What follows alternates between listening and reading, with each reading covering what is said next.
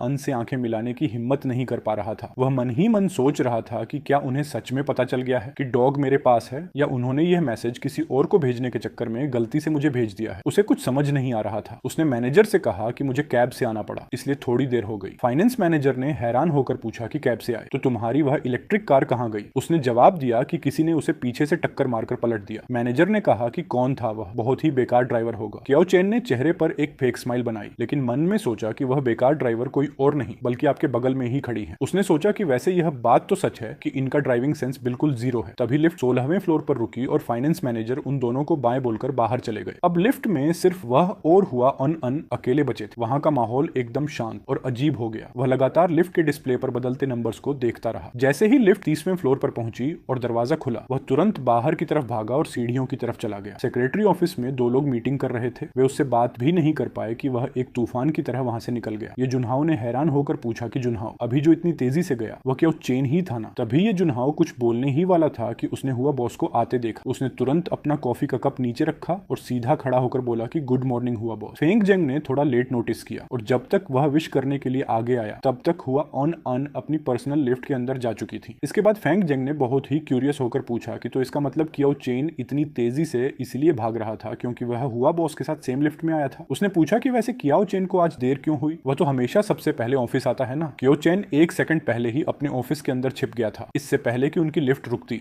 हुओनन ने उसे भागते हुए देख लिया था। जनरल मैनेजर असिस्टेंट के ऑफिस का कांच का दरवाजा थोड़ा हिल रहा था, जिसे देखकर उनके चेहरे पर एक हल्की सी स्माइल आ गई। उन्होंने मन में उसे डरपोक कहा और सोचा कि कियाओ चेन, इतने टाइम बाद मिलने पर भी तुम्हारा कलेजा उतना ही छोटा है। उन्होंने सोचा कि सिर्फ एक लिफ्ट में साथ आने से तुम इतना डर गए। क्या मैं सच में इतनी डरावनी दिखती हूँ? तभी कियाओ चेन ने जल्दी से अपना लैपटॉप उठाया और बगल के ऑफिस के दरवाजे के पास गया। वह नॉक करने के लिए अपना हाथ आगे बढ़ा ही रहा था कि हुआ अन ने खुद दरवाजा खोल दिया, जिससे दरवाजा सीधे उसके फेस पर लगते लगते बचा। उन्होंने बहुत ही मजाकिया अंदाज में उसकी तरफ देखा। उसने कहा कि हुआ बॉस, मीटिंग का टाइम हो गया है। उन्होंने पूछा कि क्या बात है असिस्टेंट चेन, क्या तुम्हारे मन में मेरे लिए कोई गुस्सा या शिकायत है? उसने उनके इस मजाक को इग्नोर किया और सिर्फ अपना हाथ आगे बढ़ा दिया। हुआनन ने उसका यह एक्शन देखा और धीरे से हंसते हुए पूछा कि यह क्या है? तुम मुझसे पैसे मांग रहे हो या कार मांग रहे हो? उसने कहा कि मैं थोड़ी देर में तुम्हें तुम्हारी कार की चाबी दे दूंगी। उसने उन्हें गुस्से से देखा और वहां से सीधे आगे बढ़ गया। उन्होंने उसे जाते हुए देखा और मन में सोचा कि कियाओ चेन, तुम एक परफेक्ट एक्स बॉयफ्रेंड के रूल्स को बिल्कुल फॉलो नहीं कर रहे हो। एक परफेक्ट एक्स बॉयफ्रेंड को तो ऐसा बिहेव करना चाहिए जैसे वह दुनिया में है ही नहीं। उन्होंने सोचा कि तुम बार बार मेरे सामने आकर मुझे टेस्ट क्यों कर रहे हो? तुम्हारा इरादा क्या है? मीटिंग रूम में जनरल मैनेजर असिस्टेंट होने के नाते वह पूरी मीटिंग को लीड कर रहा था। भले ही वह मन से यह बात एक्सेप्ट नहीं करना चाहता था, लेकिन काम के मामले में हुआ अन सच में बहुत सीरियस और अट्रैक्टिव लगती थी। जब मीटिंग खत्म हुई और उसका ध्यान वापस आया तो उसने देखा कि मीटिंग रूम से सब लोग जा चुके थे। ये जुनहाओ और फेंग जेंग भी अपना लैपटॉप और डॉक्यूमेंट्स समेट रहे थे और उन्होंने उसे एक ऐसी लुक दी जैसे कह रहे हों कि भाई अब भगवान ही तुम्हें बचाए। जैसे ही उसने अपना लैपटॉप बंद किया और खड़े होने लगा, किसी ने उसके कंधे पर हाथ थपथपाया। हुआ अन ने उससे कहा कि यह मीटिंग 2 घंटे तक चली और असिस्टेंट चेन ने पूरे 1.5 घंटे सिर्फ मुझे ही देखा है। उन्होंने पूछा कि क्या तुम्हारे मन में मुझे लेकर कोई गलत थॉट्स चल रहे हैं? वह थोड़ा नर्वस हो गया और उनकी नजरों से बचने की कोशिश करने लगा, लेकिन वह उनके सामने कमजोर नहीं दिखना चाहता था, इसलिए उसने पलटकर जवाब दिया कि आप ये फालतू की अफवाहें फैलाना बंद कीजिए। उसने पूछा कि आपको कैसे पता कि मैं आपको ही देख रहा था? क्या इसका मतलब यह है कि हुआ बॉस के मन में भी मुझे लेकर कोई थॉट्स चल रहे हैं? हुआ ऑनन जोर से हंस पड़ी और उन्होंने बात को घुमाते हुए पूछा कि असिस्टेंट चेन, क्या तुम्हें कल रात मेरा भेजा हुआ मैसेज मिला था? उसने तुरंत कहा कि नहीं, मुझे कोई मैसेज नहीं मिला। हुआ अन ने हैरान होने का नाटक करते हुए कहा कि अरे, तुमने इतनी तेजी से जवाब दे दिया। उन्होंने पूछा कि क्या बात है असिस्टेंट चेन, क्या तुम्हारे मन में कोई चोर है? उन्होंने सीधे पूछा कि तो फिर मेरे डॉग को चुराने का जो मैटर है उसके बारे में तुम्हारा क्या कहना है? उनकी इस बात से वह अंदर से पूरी तरह डर गया, लेकिन उसने ऊपर से अनजान बनने का नाटक करते हुए कहा कि हुआ बॉस, बात करने के लिए आपके पास कोई प्रूफ होना चाहिए। उसने कहा कि मैं और आप कोई बहुत क्लोज तो है नहीं, तो फिर जिस दिन आपका डॉग खोया था उसके बेसिस पर आप यह कैसे कह सकती हैं कि उसे मैंने ही चुराया है? हुआ अनन ने देखा कि वह अपनी बात पर अड्डा हुआ है और सच मानने को तैयार नहीं है, तो उनके चेहरे की स्माइल और गहरी हो गई। वह धीरे धीरे उसके और करीब आने लगी। वह एक कदम आगे बढ़ती और वह एक कदम पीछे हट जाती। इस तरह उन्होंने उसे मीटिंग रूम के कोने में लाकर खड़ा कर दिया, जहाँ से पीछे हटने का कोई रास्ता नहीं था। उसने घबराकर पूछा कि आखिर आप चाहती क्या हैं? हुआ अन ने कहा कि मेरा डॉग खो गया था, ये सच है, लेकिन उन्होंने कहा कि मैंने यह तो कभी नहीं कहा कि उसे तुमने ही चुराया है। फिर उन्होंने उसके बिल्कुल पास आकर कहा कि और जहां तक बात है कि हम दोनों क्लोज नहीं हैं, तो फिर मुझे लाइफ में सबसे ज्यादा क्या पसंद है? ये बात असिस्टेंट चेन से बेहतर और कौन जान सकता है? उन्होंने पूछा कि क्या इसके बाद भी तुम कहोगे कि हम क्लोज नहीं हैं? कियाओ चेन ने खुद को संभालते हुए जवाब दिया कि हुआ बॉस को सबसे ज्यादा क्या पसंद है, यह बात मुझसे बेहतर शायद आपके हस्बैंड जानते होंगे। उसने कहा कि मुझे तो बस यह पता है कि मेरी गर्लफ्रेंड को सबसे ज्यादा क्या पसंद था। कियाओ चेन ने हुआ अन से कहा कि अगर अब कोई काम नहीं है तो प्लीज आप सामने से हट जाइए, मुझे अभी और भी काम करना है। हुआ अन ने गुस्से में कहा कि कियाओ चेन, तुम एक बार फिर से बोलो कि तुमने किस लड़की के बारे में बात की। उसने पलटकर जवाब दिया कि हुआ बॉस, मैं अभी काफी यंग हूँ, लेकिन क्या आपके कान अभी से कमजोर हो गए हैं? उसने कहा कि मैं जियांगचेंग हॉस्पिटल के ईएनटी डिपार्टमेंट के हेड को जानता हूँ, अगर आप कहें तो मैं आपके लिए किसी डॉक्टर से चेकअप का अपॉइंटमेंट बुक करवा सकता हूँ। हुआ अनन ने गुस्से में चिल्लाकर कहा कि तुम तुरंत यहाँ से दफा हो जाओ। ये सुनते ही वह बहुत तेजी से वहां से पीछे हट गया। उन्होंने गुस्से में एक ठंडी सांस ली और वापस अपने केबिन में चली गई। वहीं दूसरी तरफ चेयरमैन के ऑफिस के अंदर उनकी सहेली हा कियाओ सोफे पर लेटी हुई फोन में गेम खेल रही थी। गेम में हारने की वजह से वह चिल्लाई कि शिट यार, तुम लोग पागल हो क्या? इस टाइम पर अगर तुम आगे नहीं बढ़ोगे तो भला कब बढ़ोगे? उसने कहा कि मैं तुम लोगों से तंग आ चुकी हूँ, तुम सब के सब पागल हो। हा कियाओ ने गुस्से में गेम बंद किया और फोन को सोफे पर फेंक दिया। जैसे ही उसने अपना सिर ऊपर उठाया, उसने देखा कि हुआ अन बहुत ही उदास और गुस्से वाले चेहरे के साथ अंदर आई और उन्होंने दरवाजे को जोर से बंद कर दिया। अंदर आते ही हुआ अन की नजर हा कियाओ के पैरों पर पड़ी जो टेबल पर रखे हुए थे। उन्होंने इरिटेट होकर कहा कि अपने पैर नीचे करो। अपनी सहेली का ये उखड़ा हुआ मूड देखकर हा कियाओ सब समझ गई और उसने मजाक उड़ाते हुए पूछा कि क्या तुम्हारे उस एक्स बॉयफ्रेंड ने तुम्हें फिर से गुस्से से लाल कर दिया है? हुआ अन ने बात को दबाते हुए कहा कि अगर तुम्हें तमीज से बात करना नहीं आता तो अपना मुंह बंद रखो, मेरे दिल में उस पर्सन के लिए अब कोई जगह नहीं है। हा कियाओ ने हंसते हुए कहा कि अच्छा, तुम्हें पता है ना कि मैं किसकी बात कर रही हूँ? उसने कहा कि अन इस बात को एक्सेप्ट कर लो कि तुम आज भी उससे प्यार करती हो। उसने कहा कि भले ही तुम दोनों के ब्रेकअप को 4 साल हो गए हैं, लेकिन तुम आज भी उसे भूल नहीं पाई हो। हुआ अन ने गुस्से में कहा कि यह क्या बकवास है कि मैं आज भी उससे प्यार करती हूँ। उन्होंने कहा कि हाँ कियाओ, क्या तुम दिन में सपने देख रही हो? मुझे लगता है कि तुम पूरी तरह पागल हो चुकी हो। हाँ कियाओ को उनकी इस बात पर गुस्सा नहीं आया। वह सोफे पर आराम से बैठ गई और बहुत ही रिलैक्स होकर बोली कि मैं तुम्हें बस एक बात याद दिलाना चाहती हूँ। उसने कहा कि तुम्हारी लाइफ में न तो कोई बॉयफ्रेंड है और ऊपर से तुम्हारा डॉग भी खो चुका है। तुम सच में बहुत बेचारी हो हमारी ग्रेट जनरल मैनेजर मैडम। हुआ अन का हाथ जिससे वह पेन पकड़े हुई थी वह 1 सेकंड के लिए रुक गया। फिर उन्होंने अपना फोन निकाला और स्क्रीन पर कुछ टाइप किया। उन्होंने हाँ कियाओ से कहा कि मुझे वह चोर मिल गया है जिसने मेरा डॉग चुराया था। हाँ कियाओ ने हैरान होकर कहा कि ओ शिट, तुम सच में बहुत ग्रेट हो। उसने कहा कि टियाओचे को खोए हुए 4 साल हो गए और तुमने फिर भी उसे ढूंढ निकाला। उसने पूछा कि तुम्हें तुम्हारा डॉग मिला है या वह चोर मिला है? हुआ अन ने एक एक शब्द पर जोर देते हुए कहा कि मुझे वह डॉग और चोर दोनों एक साथ मिल गए हैं। ऐसा कहते ही उन्होंने टेबल पर रखे हुए इंटरनल फोन को उठाया और एक नंबर डायल किया। इस समय कियाओ चेन बगल के ऑफिस में अपनी बॉस के शेड्यूल को मैनेज कर रहा था। तभी उसकी टेबल पर रखा इंटरनल फोन बज उठा। हुआ अन ने फोन पर कहा कि कियाओ चेन, 2 कप कॉफी बनाकर मेरे केबिन में लेकर आओ। उसने फोन पर जवाब दिया कि मेरी बात सुनिए, कॉफी बनाना मेरी वर्क रिस्पॉन्सिबिलिटी में नहीं आता है। उसने कहा कि कॉफी बनाने का काम तो फेंक जेंग का है ना, तो आपने मुझे क्यों कहा? हुआ अन उसका यह जवाब सुनकर हैरान रह गई और उन्होंने गुस्से में कहा कि अगर तुम कॉफी नहीं बनाओगे तो क्या मैं खुद बनाऊंगी? उन्होंने कहा कि फालतू की बातें बंद करो और जल्दी से अपना काम करो। उसने हार मानकर कहा कि जी हुआ बॉस, मैं अभी लाता हूँ। हुआ अन के बात करने के इस रूड और स्ट्रिक्ट अंदाज को देखकर हाँ कियाओ के मुंह में जो लॉलीपॉप थी वह उसे बिल्कुल खांसने लगी। उसने हुआ अन की तरफ अपना थम्स अप किया और कहा कि बहुत बढ़िया हुआ बॉस, तुम्हारी इतनी हिम्मत कि तुम अपने एक्स बॉयफ्रेंड से स्टोन में बात कर रही हो। हुआ अन ने कहा कि मैं उसकी बॉस, तो मैं उससे स्टोन में बात क्यों नहीं कर सकती? फिर उन्होंने पूछा कि क्या आज तुम बहुत फ्री हो जो अब तक यहाँ से गई नहीं? हाँ। कियाओ ने हैरान होकर पूछा कि क्या तुमने अभी अभी 2 कप कॉफी का ऑर्डर नहीं दिया था? उसने कहा कि मैं यहाँ इतनी देर से बैठी हूँ तो क्या मैं 1 कप कॉफी पीने की भी हकदार नहीं हूँ? उसने पूछा कि क्या तुम्हारी यही मेहमान नवाजी है? हुआ अन ने कहा कि क्या मैं अकेले 2 कप कॉफी नहीं पी सकती? मुझे कॉफी पीना पसंद है तो इसमें क्या प्रॉब्लम है? हाँ कियाओ ने हंसते हुए कहा कि ठीक